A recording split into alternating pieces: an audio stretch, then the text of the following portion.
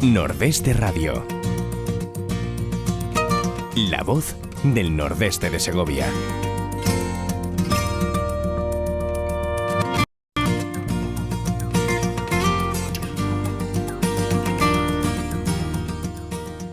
Amigos, muy buenos días y bienvenidos a Nordeste Radio.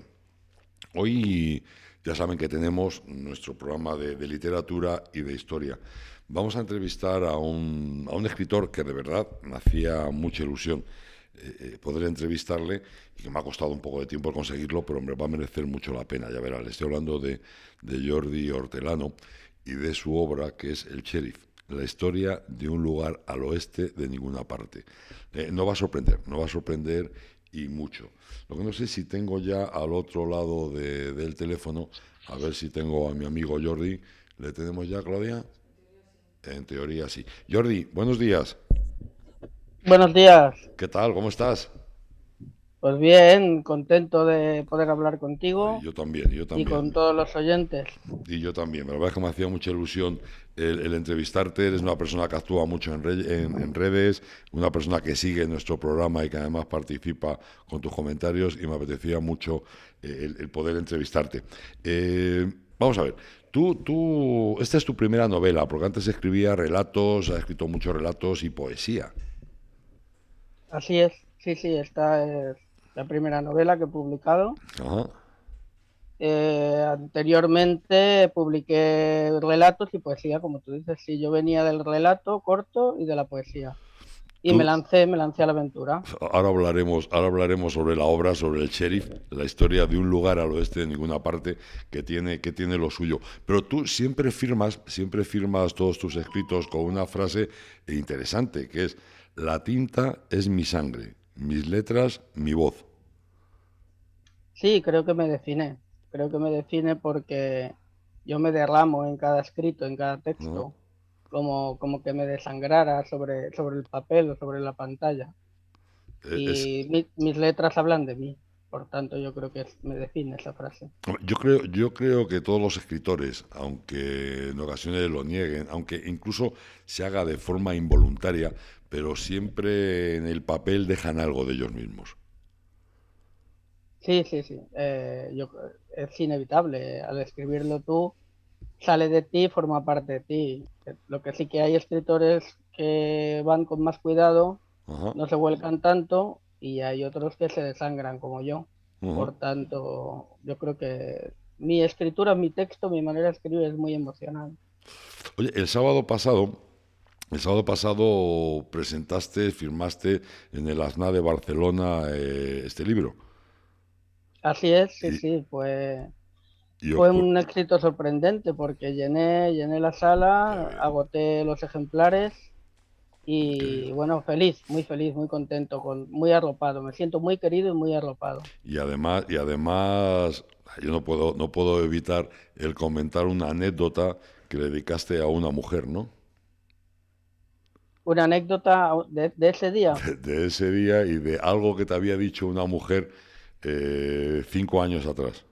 Ah, sí, me dijeron muy amablemente que jamás podría firmar ni en FNAC, ni en Corte Inglés, ni en Casa del Libro, en las grandes librerías, jamás, porque no tenía editorial.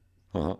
Bueno, pues insisto, el sábado pasado firmó en Barcelona y este viernes va a firmar en el AFNAC de Castellón. O sea que esta mujer evidentemente se confundió. Sí, se confundió. Hay que lucharlo. También he de darle las gracias a Luis Manuel Zorrilla de Impulso Ajá. Literario, porque desde que él me cogió he ido creciendo, no físicamente porque soy pequeñito, pero, Ya no estamos en edad de pero dar como el estirón. escritor. Hombre, No, ya. Luis Manuel Zorrilla es un profesional como la copa de un pino. Como la copa de un Ujú. pino. Además, la cantidad de gente que está en la sombra, gente que no se conoce, que la labor que realizan es extraordinaria, es extraordinaria. Sí, nos llamo, porque me incluyo, Ujú. escritores afónicos, con menos voz. Bueno, vamos a hablar, si te parece, un poco de esta última novela tuya, El Sheriff, la historia de un lugar al oeste de ninguna parte. Para empezar a hablar, vamos a comenzar un poco por el final, y es que tu pretensión es que nos encontremos, que el lector se encuentre con unas situaciones realmente desconocidas y peculiares, y tú estás convencido de que lo que vamos a leer no lo hemos leído en ninguna otra ocasión. Algo parecido. Sí, de hecho, así lo promocioné antes de que lo leyera nadie, porque creía en ello, pero ahora no es que esté convencido, es que se ha cumplido, porque todos los comentarios y reseñas, todos los lectores que me han escrito, me han dicho que no habían leído nada igual, que se han sorprendido. Hay dos cosas que tiene esta novela, que es que se sorprenderán y se reirán. Qué bien. Pues eso de momento ha sido universal. Te tengo que interrumpir un momentito porque me hacen una pregunta y si es cierto que no lo hemos comentado. Y nos pregunta Gemma Olmos a la hora a la que va a firmar el ASNAF en Castellón. Estaré 8 horitas de jornada laboral, de 12 a 8 de la tarde. De 12 a 8, o sea que no... De 12 de la mañana a 8 de la tarde. Pues ya saben, de 12 a 8 en el ASNAC de Castellón. Bueno, y seguimos entonces con el tema del libro. Realmente el inicio tuyo del libro, la idea tuya era haber hecho un libro cortito, sobre todo de humor. Así es. Sí, me desafiaron a hacer una novela corta de humor, porque el humor está como muy mal visto dentro de la literatura. Es que es muy difícil, Es muy difícil porque, como siempre digo, el sentido del humor es muy particular de cada persona. Lograr que la mayoría se rían con una misma cosa es muy difícil, porque lo que a mí me puede hacer gracia, a otra persona le puede parecer patético. Sí. Me puede parecer muy... Entonces, hay una línea muy fina entre el humor y el ridículo. Entonces, fue muy arriesgado, sobre todo porque es humor y suspense, en su mayoría. A pesar de que tiene muchos géneros, es humor y suspense. Y fue muy arriesgado, me lancé, y aquí estoy nadando sin hundirme. Que no es poco. Oye, de alguna forma tú comentas que fueron los personajes los que fueron escribiendo la novela. Así fue, sí. Yo la inicié con una idea, hice un esquema mental, con una idea preconcebida, pero una vez me puse a escribir, los personajes se apoderaron de la novela hasta el punto de que fueron apareciendo personajes que yo no tenía ni pensados. Y así transcurrió la novela, ellos me llevaban a donde yo quería, a donde ellos querían, y me sorprendía yo mismo de lo que iba pasando. Yo no sabía lo que pasaría al capítulo siguiente. Oye, me sugieren, y yo por supuesto voy a hacerlo, que te pregunte por el moño de una de los personajes. Sí, bueno, pues ese es uno de los ejemplos. A ver. Hay un personaje que se llama Sally, que tiene una frase, una muletilla, que va diciendo continuamente, que es "hasta el moño me tenéis". Entonces, yo cuando ya iba con la novela muy avanzada, pensé, yo no recordaba cómo había descrito a Sally, porque yo no soy de descripciones, describo de una manera muy particular. Entonces pensé, he de ponerle un moño a Sally para que tenga un moño, para que tenga sentido la muletilla. Tiré hacia atrás, busqué la descripción que había hecho de ella y la había descrito con moño. Por tanto, ella misma se vio con ese moño y creó la frase. O sea, que es como si ellos hubieran cobrado vida. Oye, tenemos ahora mismo, me dice Claudia, que tenemos un vídeo de promoción del libro del Sheriff, la historia de un lugar al oeste de ninguna parte. ¿Te parece que lo veamos? Y luego seguimos. Encantado. Pues que nos lo ponga Claudia, lo vemos y ahora seguimos. Venga.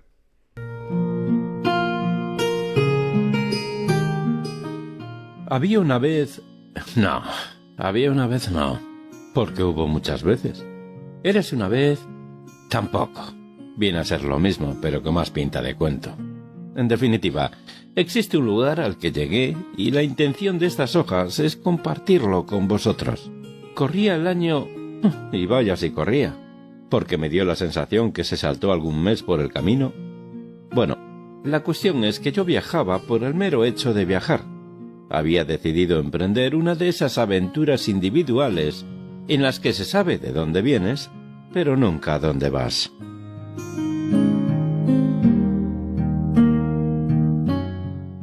Estás a punto de entrar en un lugar que guarda una historia diferente, con personajes extraños y acontecimientos absurdos. Humor, intriga, amor, miedo, desconcierto, odio, amistad. Son algunas de las sensaciones que te encontrarás al adentrarte en una vorágine de acontecimientos a los que esta maravillosa novela te va a transportar. El Sheriff, una novela de Jordi Hortelano.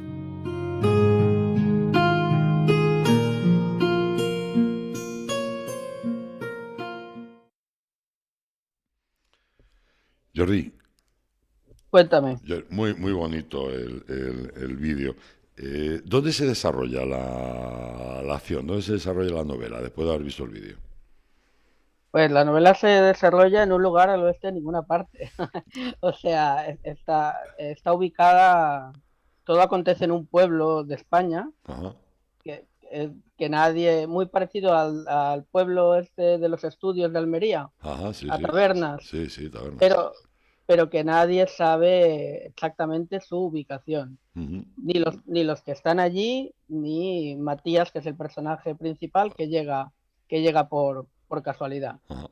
Oye, una cosa peculiar de esta novela, bueno, tiene muchas cosas peculiares, la verdad es que es altamente recomendable, de hecho ya va por la segunda edición y prácticamente acaba de sacarla, pero una cosa también curiosa es que tiene distintos finales, tiene varios finales la novela. Así es, tiene 3 finales. Ujú. Uno impuesto por los personajes, otro que es el que tenía previamente pensado y otro que se me ocurrió mientras la escribía. Por tanto, sí, hay un final, un requete final y un requete Requete, contrafinal. requete final. La gente cuando empieza a leer el libro, cuando empieza a leer tu novela, no tiene nada que ver lo que se pueden imaginar que se van a encontrar en la novela con lo que realmente se encuentran después. Así es, así es. Al final, al principio se encontrarán un poquito perdidos porque todo es como muy absurdo, como muy raro, muy extraño. De hecho, Ajá. él llega al pueblo y los que habitan allí son muy extraños. Luego la novela va creciendo, va evolucionando y al final no se parece en nada a cómo ha empezado. De hecho, el final es lo que más ha gustado. Lo que más sorprende. Sí, es lo que más ¿Cuál, sorprende. cuál de los tres? El último. El último. El El último. último, el último. Oye, El último es el que. Dime. ¿cómo es tú, claro, lo estás viviendo y lo estás disfrutando? ¿Cómo es el encuentro del escritor con los lectores, con esa novela en medio? ¿Cómo es el hablar con los lectores, los comentarios, las sugerencias, las sorpresas? ¿Cómo es eso? Pues es magia, es magia. En mi caso, yo he tenido mucha fortuna. Tengo lectores que se han hecho amigos míos. Ujú, Yo me he hecho amigos de ellos a la vez. Ha coincidido que nos hemos hecho amigos los dos. Y, y tengo lectores que han ido leyendo y me han ido comentando en la novela sus sensaciones. Es magia, es magia. Yo me siento muy agradecido porque tengo lectores fieles desde hace 5 años qué que me bien. vienen siguiendo y ahora estoy adquiriendo muchos más, estoy consiguiendo muchos más que al final son muy cercanos conmigo y yo lo agradezco, es magia. Yo creo que la gente es más fácil que una obra, que una novela, que un libro te guste si el autor te encanta, si el autor como persona te gusta, es mucho más fácil el encontrar cosas agradables en esa novela porque de alguna forma te estás imaginando al autor lo que te está contando en esa novela y qué pretende decirte. Sí, a mí me ha pasado los dos casos, me han pasado. Gente que me conocía y ha comprado la novela, Ujú, ya teniendo una idea de cómo soy, y gente que ha leído la novela y ha querido conocerme. ujú. Entonces afortunadamente he vivido los dos casos. Oye, yo supongo que tú habrás tenido multitud de anécdotas con los lectores, pero yo sé que hay una especial, que es lo que te ocurrió con una niña pequeñita, en el libro El secreto del señor Ebol. Así es, sí, es una Cuéntamelo. anécdota muy emocional e inolvidable. Bueno, yo trabajo en una panadería Ajá, y bueno, recién había publicado El secreto del señor Ebol, que es un cuento infantil de inicio, sí. luego ya no lo es en una segunda lectura. Y bueno, entró una clienta y le dijo, con su hija, y le dijo a su hija, este señor es el que ha escrito el cuento que te leí ayer. Entonces, lo que pasa es que el secreto del señor Ebol tiene un final no apto para niños. Ajá. Entonces no apto porque no lo entenderían, no porque haya pornografía ni Ya, ya, nada. ya, ya. Entonces, entonces la madre se paró a mitad del cuento, digamos, en mitad del camino, porque el niño sigue un camino, Sí. y ya no continuó porque la niña no lo hubiera entendido. Entonces me dijo, explícale, me pasó a mí, me El pasó a mí marrón. la castaña, ¿sabes? La patata caliente. Y, Y dije, explícale cómo acaba porque quiere saberlo. Y entonces yo miré a la niña y dijiste, a ver qué y hago. y le dije que el niño no continuaba el camino porque se estaba esperando a que creciera. Ajá, La ajá. niña, la niña, pues nada, me tocó la cara, como que me estuviera creando, ¿sabes? Como que yo Ajá. fuera un ídolo que conocía. Y, bueno, con mi respuesta la madre quedó súper agradecida, súper sorprendida. Su mirada nunca la olvidaré, también de Qué agradecimiento. bonito. Fue algo mágico. Qué bonito. La niña es invidente, entonces yo estoy seguro de que esa niña vio al personaje En ti. tal y como yo lo creé. Qué bonito. Qué bonito. Oye, Mati Sánchez nos dice, buen día, un placer estar presente en esta entrevista. Un abrazo infinito de esos que gustan tanto a Jordi Hortelano. Bueno, Mati ha sobrevivido a esta novela porque Mati es mi correctora de estilo, correctora ortotipográfica, a la que quiero muchísimo, mi ángel del suelo, que le llamo. Ángel del suelo. Y yo soy de escritura de frases largas, Ajá. no me gusta la escritura telegráfica, digamos, Ajá. ¿no? Corta. Y bueno, la volví un poquito loca con mis frases largas, con mis dobles sentidos. Y bueno, ha sobrevivido. Aquí sigue, así que Que yo no, creo no, que no lo hicimos mal. no habrá sido tan duro. Miki Sambal nos dice, grandísimo escritor Jordi Hortilano, tengo mucho que agradecer a Jordi. Es un genio de las palabras, hace magia. Luis Manuel, impulso literario que hablábamos antes, también nos dice, tienes que pedirle que algún día escriba una poesía o un relato sobre la radio, sobre Nordeste Radio. Me parece una idea extraordinaria. Tengo ¿Ah, uno. Dile a sí? Luis Manuel que tengo uno, sí, sí. Ah, ya lo Tengo tienes. uno. Sí, el día de la radio, el Día Mundial de la Radio, escribí uno en homenaje a la radio. Ah, pues qué bonito, bueno, lo tienes que contar. Y otro sobre Nordeste Radio. Sí, hombre, claro, ese ya será más especial. Bueno, bueno, pues nos podía leer el de la radio si lo tienes por ahí cerca o si te acuerdas. Pues lo tendría que buscar porque como lo publiqué en Ujú. Facebook, pues lo tendría que buscar. Bueno, pues No. para la próxima que seguro que haremos más entrevistas porque está con una segunda novela, ¿no? Sí, estoy con una segunda novela y con la construcción de un nuevo libro también, que sería un recopilatorio, otro recopilatorio de poemas y Ah, relatos. qué Pero sí, bien. estoy con una novela ya Avanzada. en revisión, diríamos. Joder, o sea, ya muy avanzada. ¿Y de qué va? Sí, Adelántanos algo. la novela va de lo que pasa en el mundo mientras el tiempo descansa. Lo que Y pasa en es el mundo que mientras el tiempo descansa. Qué bonito. A ver, ¿cómo es eso? ¿Cómo es eso? así se llama la novela, mientras el tiempo descansa. Ay, qué bonito. Y no soy muy de sinopsis, de hecho en el Sheriff Ajá, no explico nada, nunca me ha gustado a mí saber los argumentos, me gusta entrar virgen a ajá. las historias, entonces soy de poco explicar, soy poco argumental en la Pu- sinopsis. Pues fíjate que hay gente que comenta que muchos lectores compran el libro por la portada y por la sinopsis. Lo sé. Yo he arriesgado mi vida literaria hasta ese punto. Ujú. Mira, Hasta, Teresa Reyes Barroso nos dice, El Sheriff, la mejor novela que he leído. Gracias, Teresa. Teresa es una lectora. Es una de esas lectoras que conocí a través del Sheriff. Ajá. Y ahora es muy amiga mía, nos queremos mucho. Y, Qué bien, qué bien. la conocí a través de la novela. Yo creo que la literatura une mucho, ¿verdad? Sí, sí, es magia. Yo siempre digo que es magia.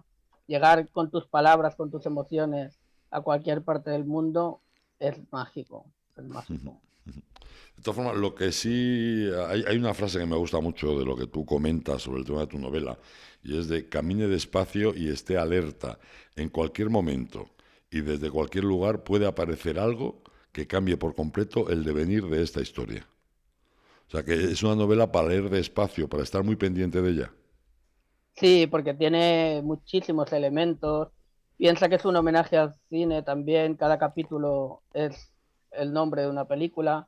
Hay muchísimas referencias cinematográficas, Qué bien. musicales y literarias, tanto obvias, porque las menciono directamente, Ujú. como ocultas, veladas en una frase. O sea, yo construyo una frase y dentro de esa frase a lo mejor hay un título de una película o un título de un libro. Ajá. Sí, Entonces sí. es para estar muy pendiente, sobre todo porque van pasando cosas inesperadas.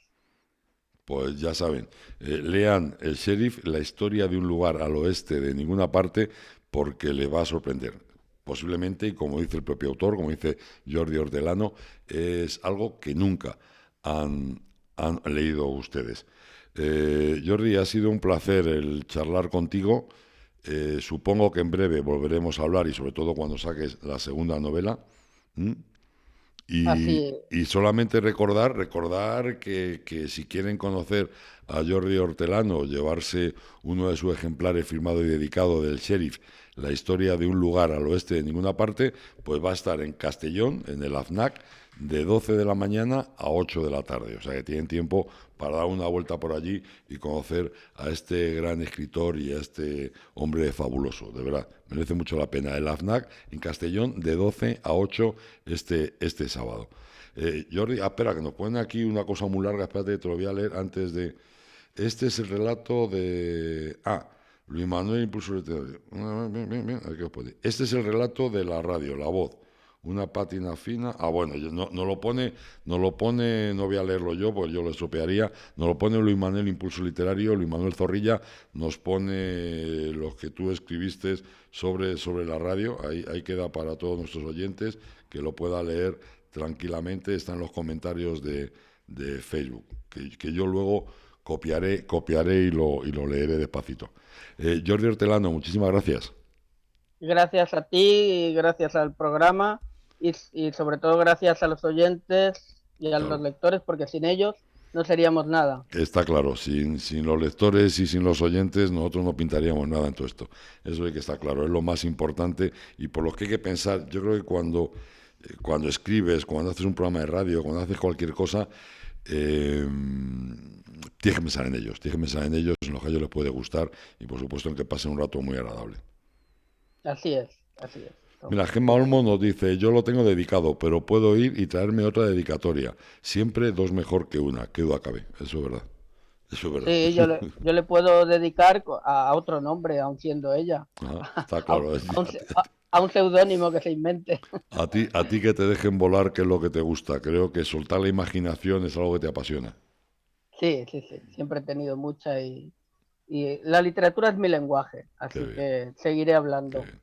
Jordi, sigue disfrutando, sigue escribiendo y así disfrutaremos también nosotros con tus obras y con esa imaginación prodigiosa que tienes, de verdad. Muchísimas gracias, Jordi. Gracias a ti. Un abrazo fuerte. Un abrazo infinito. Amigos, Jordi Hortelano, El Sheriff, la historia de un lugar al oeste de ninguna parte. Créame, altamente recomendable. Ahora me dan un segundito y seguimos, que vamos a hablar un poquito de nuestra historia, ¿vale? Venga.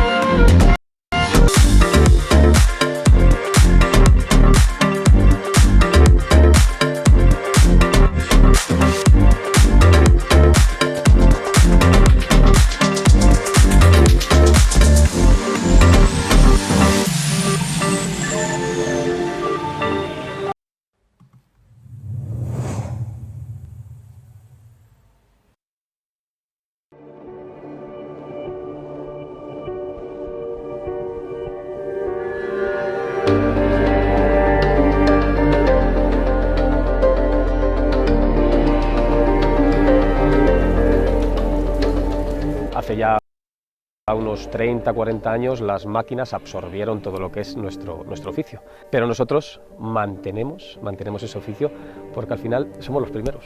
O sea, las máquinas sin nosotros no son nada. La primera pieza la tenemos que hacer nosotros, la primera copa, la primera botella, la primera pieza de arte la tenemos que hacer nosotros. Por lo tanto, tenemos que mantenerlo, tenemos que enseñar al mundo qué es el vidrio caliente, qué es, cómo se forma, cómo se da vida, cómo podemos de arena, de sílice, que al final es arena de sílice, formarla en una pequeña masa viscosa como la miel y crear una burbuja de vidrio.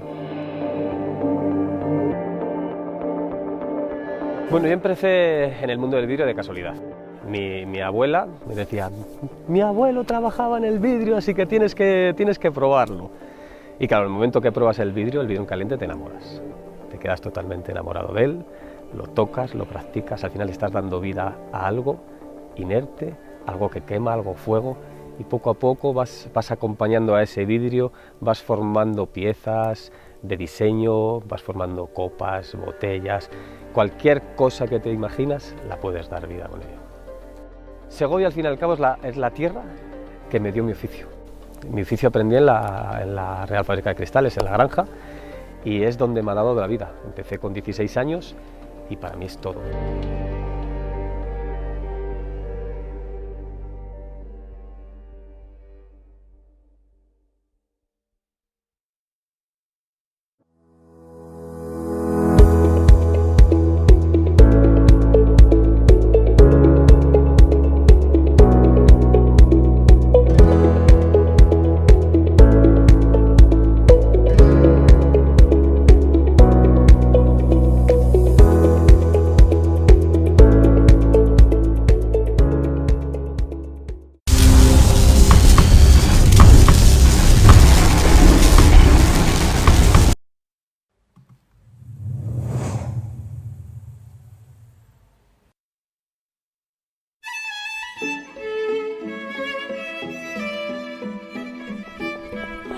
Bien llegados sean a la provincia de Segovia. Turismo, tradición, gastronomía, patrimonio, naturaleza, paraíso en todos los sentidos.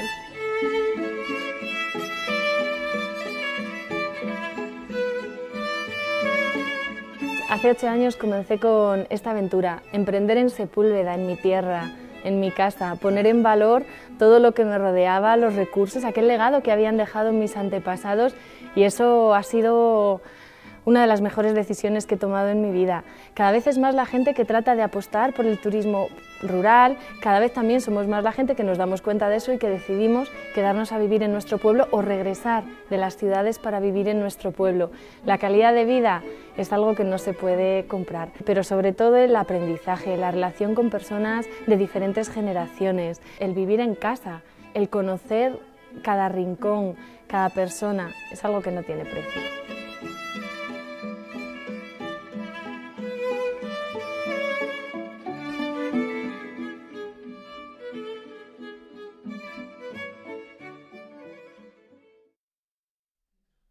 Bueno, amigos, vamos a seguir con seguro que estoy, sí, ya estoy abierto. Vamos a seguir con el tema de la historia y para eso vamos a hablar con a nuestro amigo José Luis García Casado. José Luis, buenos días. José Luis, buenos días.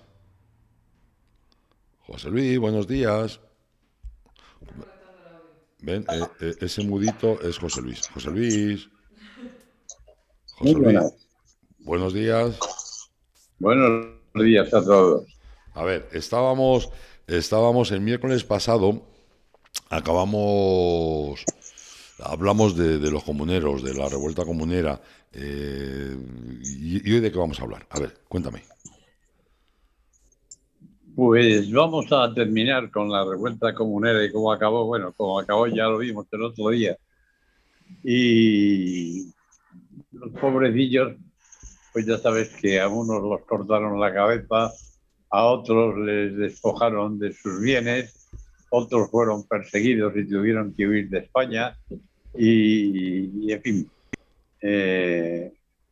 los pobrecillos arropados por su pendón de Castilla, la bandera de la guerra comunera, Ajá. un esfuerzo idealista, pero un tanto inútil, porque realmente luchar contra el imperio para desbancar a Carlos V, pues no era precisamente una tarea fácil, ¿no? Ujú. Los primeros terminaron mal, muy mal, la cosa duró lo que duró, que fue poco, y bueno, ahí quedó un poco el romanticismo de una aventura un poco fuera, un poco con los pies fuera de la tierra. Ujú. El movimiento comunero con su banderita castellana, que por cierto, ellos utilizaban el pendón de Castilla, Rojo. el rojo del pendón de Castilla, pero algún daltónico de la Segunda República lo convirtió en Sí, morado. sí, es cierto. Es Pero cierto. bueno, al final acabó hundido en la miseria. Ya Carlos era emperador de los españoles y de los europeos, y a Carlos, se le exigía que fuera el defensor de la cristiandad. Por algo era el emperador del Sacro Imperio Romano Germánico, que era sacro y que realmente era un invento, como ya hemos comentado en alguna ocasión, un invento de los papas por mantener el control del poder y un poco revivir el antiguo imperio romano. Pues nuestro emperador, que ya era emperador del Sacro Imperio, se le exigía que fuera el defensor de la cristiandad, claro. Ajá. Tuvo que reprimir a los herejes luteranos que se habían extendido por los principados alemanes. Pero por la misma razón, hubo de combatir a los turcos en el Mediterráneo, También. y todo ello con dinero español. Bueno, Ujú. para ser más exacto, con dinero de Castilla. Por si todo esto fuera poco, Alemania nos metió en una confrontación que tenía con Francia. Y que ni nos iba ni no venía. ¿Eh? Que ni nos iba ni no venía esa confrontación. Y nos venía porque estábamos hablando del ducado de Borgoña, pero Alemania nos metió de hocicos en esa guerra. Recordemos que Carlos era primero de España, pero era quinto de Alemania también, y era el Sacro Imperio Germano, el Sacro Imperio Cristiano Germánico. Bueno, que al final, en todas estas guerras, en las tropas españolas combatían también mercenarios alemanes y suizos que asaltaron y saquearon Roma. Esta es una aventura que la voy a singularizar porque aquello fue de aquelarre. Sí. Monjas violadas, religiosos destripados, las pinturas de la Capilla Sixtina, la obra cumbre de Miguel Ángel, arañadas a punta de alabarda. Por cierto, que al protonotario pontificio, que casualmente la deja en el hombre, le colgaron de sus partes para obligarle a desvelar por dónde se llegaba al Tesoro Vaticano. Madre mía, qué ideitas. Estos eran los ejemplares de ejércitos que combatían españoles que combatían en Europa. Ajá. En el Mediterráneo no nos fue mejor. Los piratas berberiscos saqueaban permanentemente a los barcos españoles. Barbarroja se apoderó de Argel.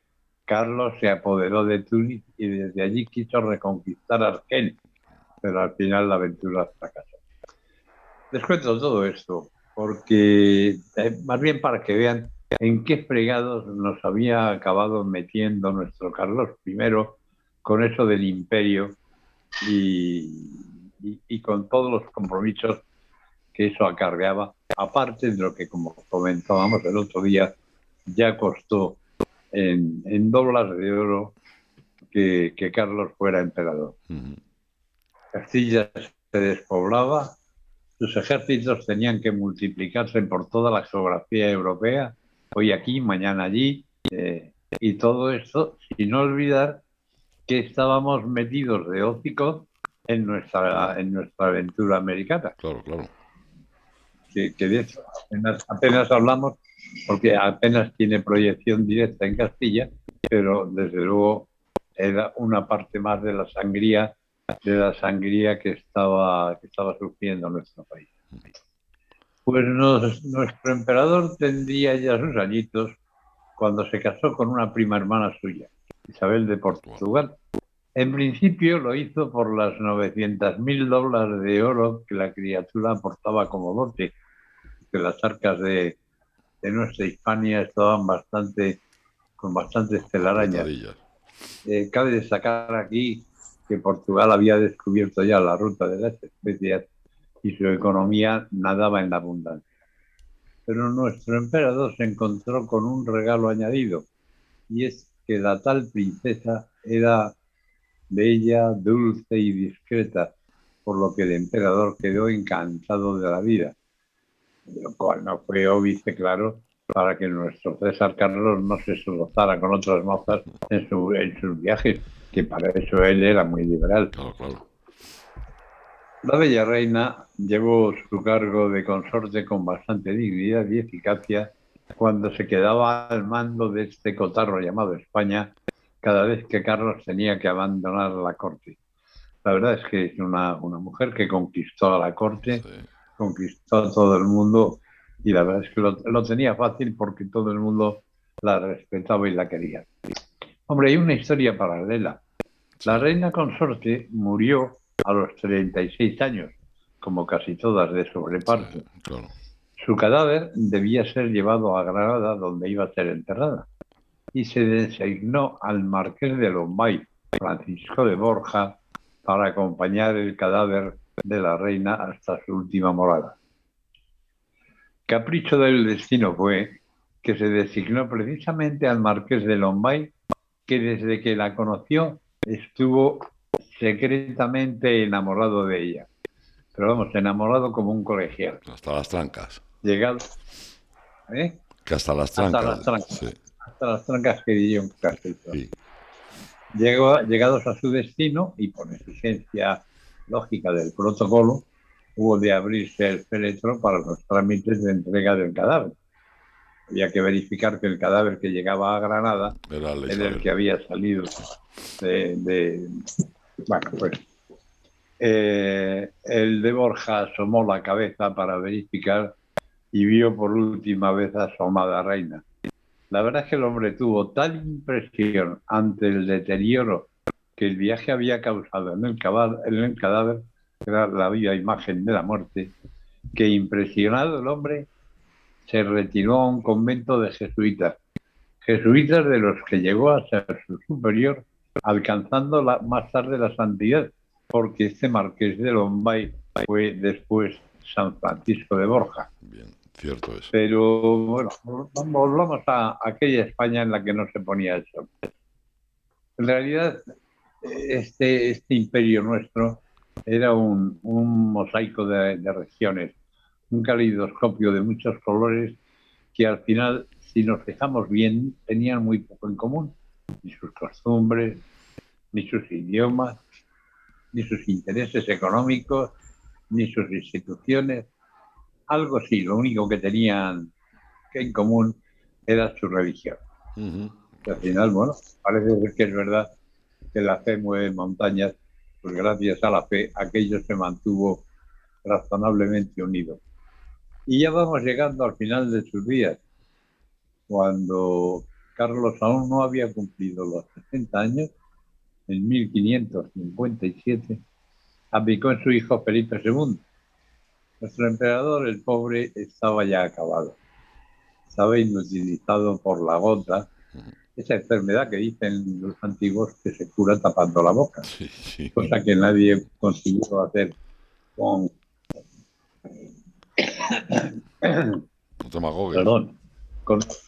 nuestro César Carlos, entre otras cosas, además, porque Carlos, por su configuración facial, no podía encajar la boca. Tenía la barbilla mucho más desplazada hacia afuera y la parte superior, el máxil superior hundido hacia adentro. Pero bueno, pues nuestro Carlos, como digo, disfrutaba de un magnífico apetito. Era completamente insaciable. Dicen que en una misma comida podía engullir sopas, pescados en ensalación, vaca cocida, cordero asado, liebres al horno, venado, capones en salsa y echarse al coleto 4 o 5 litros de cerveza. Ricamente. Eso sí, además de los postres, de lo que no nos cuentan mucho. Pero bueno, que esto abre el apetito, ¿eh? Sí, hombre, y sobre todo pensando y conociéndote a ti pensando en los postres. Pensando en los postres, claro, porque si eso era la comida, los postres tenían que ser algo espectacular. Bueno, pues como sabemos, para su jubilación, el monarca se recluyó en el monasterio de Yuste, donde por hoy, si os parece, vamos a dejarle tranquilo en su retiro monacal. Me parece muy bien. Antes de adentrarnos en los hechos que acontecen desde que Felipe II se hace con el trono de España, que también es una época que hay que echarla de comer a pan. Sí, también es cierto, con Felipe II vamos a tener muchas historias. José Luis García Casado, ha sido un placer, como siempre, el escucharte y el aprender de las cosas que tú nos cuentas. El placer, como siempre, ha sido mío, amigo. Pues muchas gracias, José Luis. Nos vamos. A vosotros. Un abrazo, compañero. Hasta luego. Amigos, les dejamos un ratito, un segundín, y empezamos con el programa del Ponte a Día, que de verdad, créanme, que es muy interesante y vamos a contarles muchas cosas con entrevistas muy interesantes. Denos nada, un ratillo y estamos otra vez con ustedes. Hasta ahora, amigos.